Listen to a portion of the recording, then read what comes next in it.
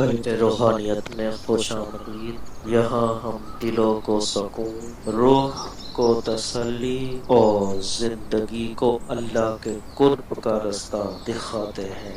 ہر video ایک روحانی سفر ہے، ہدایت، فکر اور محبت کے ساتھ۔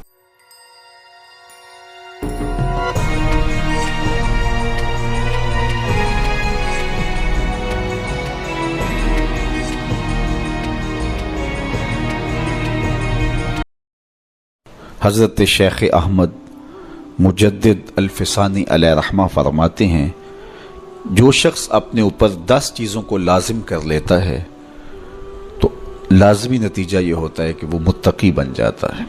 وہ 10 چیزیں کون سی ہیں؟ ماہ صیام کے ان حسین لمحوں میں ہمیں وہ 10 اوصاف اپنے اندر پیدا کرنے چاہیے تاکہ ہم متقی بن جائیں، اور متقی اللہ کے محبوب بندے ہیں۔ تقوی اختیار کرنے والے اللہ جل شانہ کی رحمتوں کے خاص مستحق ہیں۔ جنہیں تقوی کا نور نصیب ہوتا ہے وہ اللہ کی رحمتوں کے سائے میں آ جاتے ہیں۔ اگر ان پر مصائب، آلام، مشکلیں آتی ہیں تو ان کے تقوی کی وجہ سے اللہ انہیں راستے عطا کر دیتا ہے۔ وَمَن يَتَّقِ اللَّهَ يَجْعَل لَّهُ مَخْرَجًا وَيَرْزُقْهُ مِنْ حَيْثُ لَا يَحْتَسِبُ۔ اللہ اکبر۔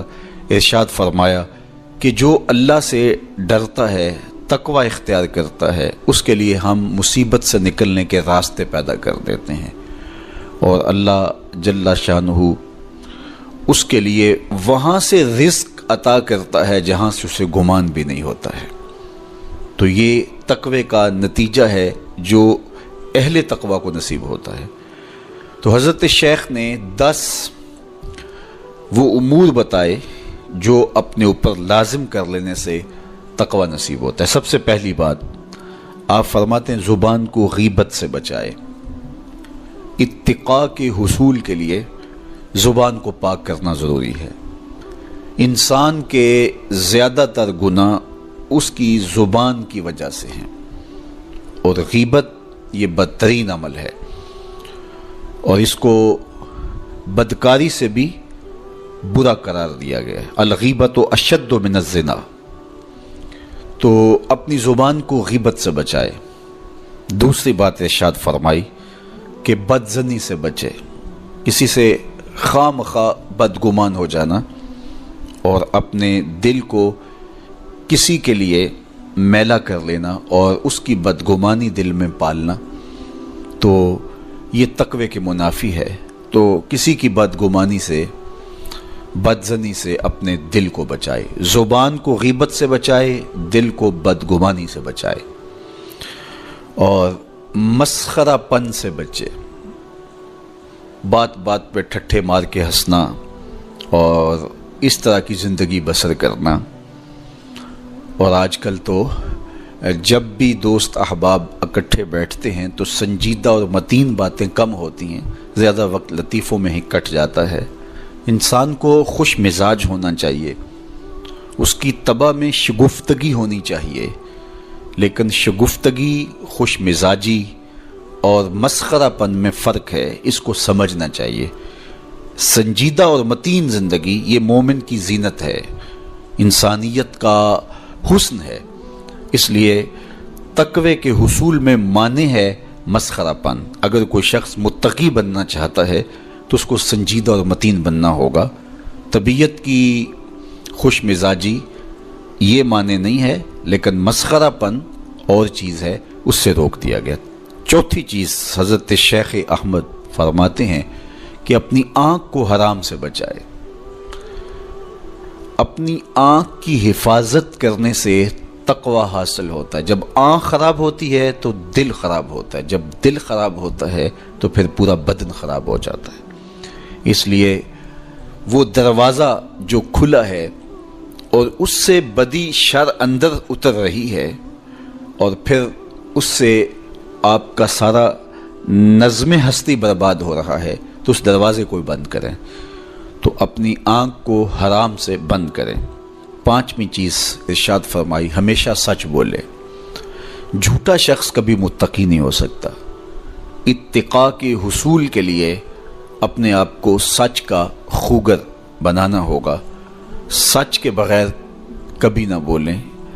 جھوٹ بولنے والے کی زبان سے شر پھیلتا ہے، اور جب کوئی شخص جھوٹ بولتا ہے تو حدیث پاک میں آتا ہے اس سے بدبو نکلتی ہے جس کو عام لوگ تو نہیں سونگھ پاتے، لیکن اللہ کے فرشتے 1 میل دور پیچھے ہٹ جاتے ہیں. تو مومن سچا ہوتا ہے، مومن جھوٹا نہیں ہوتا. اور تقوی کے اصول کے لیے سچ شرط ہے. چھٹی چیز ارشاد فرمائی، ہر حال میں اللہ کا احسان مانے. جب کوئی بھی انسان پر بہتری آئے تو اس وقت یہ کہے کہ یہ میرے رب کا احسان ہے کہ مجھے یہ حاصل ہوا ہے. بہت سارے لوگ اپنی محنت کا نتیجہ قرار دیتے ہیں کہ یہ میں نے کیا تو اس کے نتیجے میں یہ ملا. بسا اوقات آپ کتنا سیدھا کام کر رہے ہوتے ہیں، کتنی محنت کر رہے ہوتے ہیں، لیکن نتیجہ اس کے برعکس آ رہا ہوتا ہے. سیدنا علی المرتضیٰ رضی اللہ تعالیٰ عنہ فرماتے ہیں میں نے اللہ کو اپنے ارادوں کی شکست سے پہچانا، تو یہ اس کی کرم نوازی ہے کہ اس نے ایسا کر دیا. صحت میرا کمال نہیں، یہ اللہ کی عطا ہے.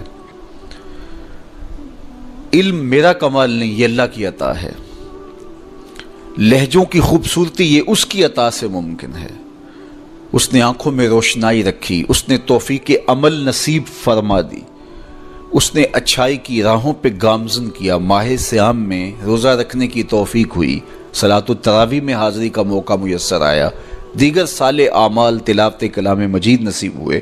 تو مت سمجھے کہ یہ کوئی میرا کمال ہے. اللہ کا احسان مانے گا تو غرور پیدا نہیں ہوگا، تکبر پیدا نہیں ہوگا.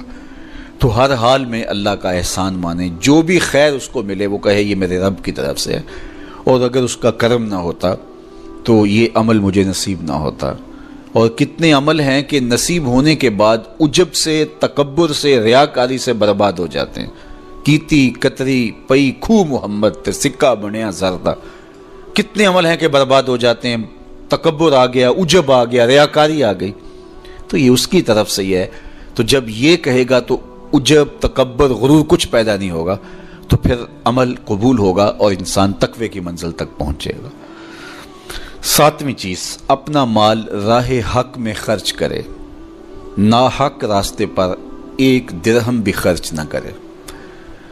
کمایا ہوا مال راہ حق میں خرچ کرنے سے اتقاء کی دولت نصیب ہوتی ہے. اللہ قیامت کے دن بندے کے قدم اپنے حضور سے ہٹنے نہیں دے گا جب تک اس سے 3 سوال نہیں کر لے گا. ان میں سے ایک سوال یہ ہوگا کہ مال کمایا کہاں سے، مال خرچ کہاں کیا. جس طرح مال حلال کمانا ضروری ہے، مال کو جائز جگہوں پہ خرچ کرنا بھی ضروری ہے، حق کے راستے پہ خرچ کرنا بھی ضروری ہے. اس لیے یہ اپنی طبع کے اندر لازم کر لے کہ کبھی بھی اس کا مال کسی ناجائز اور فضول کام میں خرچ نہ ہو، راہ حق میں اس کا مال لگے. 8ویں چیز، نفس کے لیے کبھی بڑائی بلندی نہ چاہے. اس سے طبیعت میں سرکشی آئے گی اور تقوی کے راستے میں یہ عمل مانے ہے. اور نمازوں کی حفاظت کرے. نمازوں کی اگر حفاظت نہیں کرتا تو باقی سارے عمل اس کے پاس ہیں، تو وہ متقی کیسے بن سکتا ہے؟ چونکہ یہ تو اسلام کا بنیادی فریضہ ہے جو اہل ایمان پر لازم کیا گیا ہے، جو کسی صورت کے اندر بھی، حتیٰ کہ حالت بیماری کے اندر بھی معافی جس کی نہیں ہے، سفر کے اندر بھی نماز کی معافی نہیں. مختصر کر دی گئی، قصر کر دی گئی، لیکن معافی نہیں دی گئی. حالت جنگ کے اندر بھی اس کی معافی نہیں ہے. تو نمازوں کی محافظت کرے. اور 10ویں چیز، حضرت شیخ فرماتے ہیں عقیدوں کی صحت کا خیال رکھے. بسم اللہ الرحمن الرحیم. تبارک الذی بیدہ الملک وہو علی کل شیء قدیر. الذي خلق الموت والحياة ليبلوكم أيكم أحسن عملا وهو العزيز الغفور. الذي خلق 7 سماوات طباقا ما ترى في خلق الرحمن من تفاوت فارجع البصر هل ترى من فطور ثم ارجع البصر كرتين ينقلب إليك البصر خاسئا وهو حسير ولقد زينا السماء الدنيا بمصابيح وجعلناها رجوما للشياطين وأعتدنا لهم عذاب السعير وللذين كفروا بربهم عذاب جهنم وبئس المصير إذا ألقوا فيها سمعوا لها شهيقا وهي تفور تكاد تميز من الغيظ كلما ألقي فيها فوج سألهم خزنتها ألم يأتكم نذير قالوا بلى قد جاءنا نذير فكذبنا وقلنا ما نزل الله من شيء إن أنتم إلا في ضلال كبير وقالوا لو كنا نسمع أو نعقل ما كنا في أصحاب السعير فاعترفوا بذنبهم فسحقا لأصحاب السعير إن الذين يخشون ربهم بالغيب لهم مغفرة وأجر كبير وأسروا قولكم أو اجهروا به إنه عليم بذات الصدور ألا يعلم من خلق وهو اللطيف الخبير هو الذي جعل لكم الأرض ذلولا فامشوا في مناكبها وكلوا من رزقه وإليه النشور أأمنتم من في السماء أن يخسف بكم الأرض فإذا هي تمور أم أمنتم من في السماء أن يرسل عليكم حاصبا فستعلمون كيف نذير ولقد كذب الذين من قبلهم فكيف كان نكير أولم يروا إلى الطير فوقهم صافات ويقبض ما يمسكهن إلا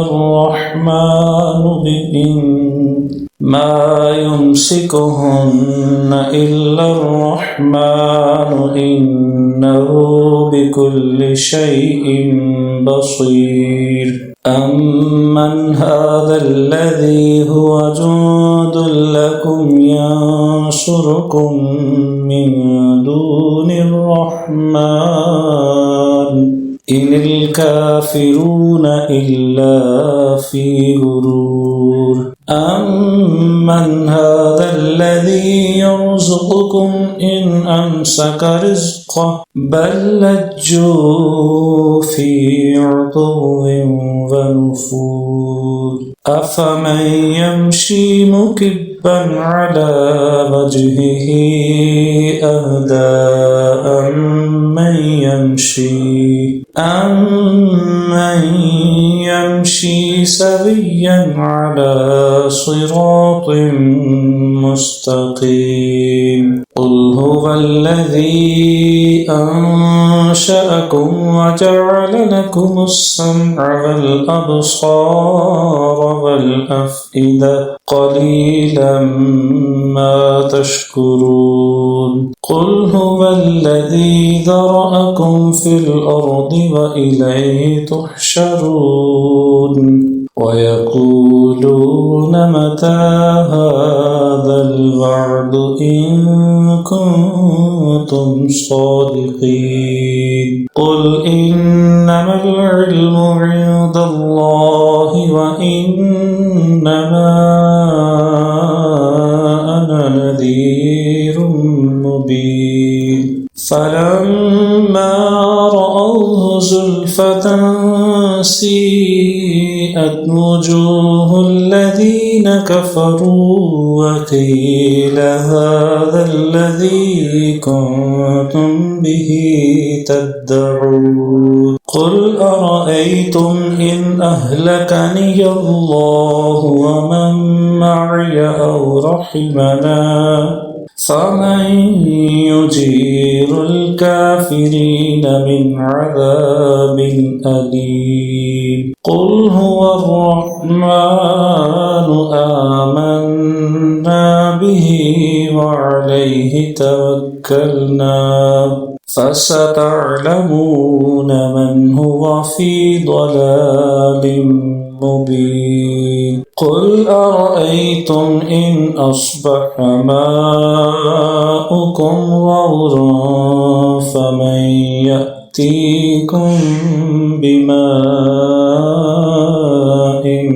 معين صدق الله العظيم.